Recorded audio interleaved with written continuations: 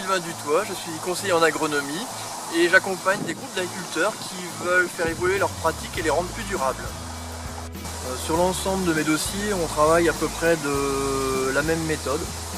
On fait en général un diagnostic de l'exploitation. Quand on travaille sur la biodiversité, l'aménagement des bords de chemin, on commence à déjà regarder dans quel état sont les bords de chemin.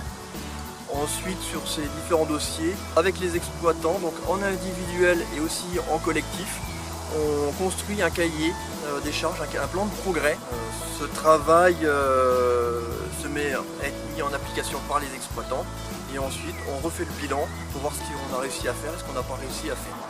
Avec des agriculteurs et en partenariat avec Symbiose, on travaille sur un territoire, donc Tilloy et Belay. On a monté un GI2E donc pour avoir un groupe d'agriculteurs qui cherchent à intégrer et créer une continuité écologique sur le territoire.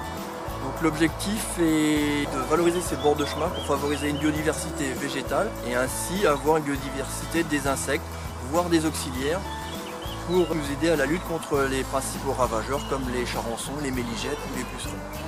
Concernant le réseau de défis, les exploitants ont un objectif de réduire de 30 à 50% l'usage des pesticides.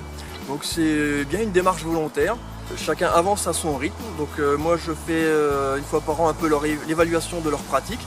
Et en fonction de leurs difficultés, de leurs problématiques, j'essaye de leur trouver des solutions ou ils essayent de trouver des solutions dans le groupe lors d'échanges de réunions sur le terrain ou en salle. Nous accompagnons un groupe d'agriculteurs qui souhaitent travailler sur la thématique de la culture de conservation.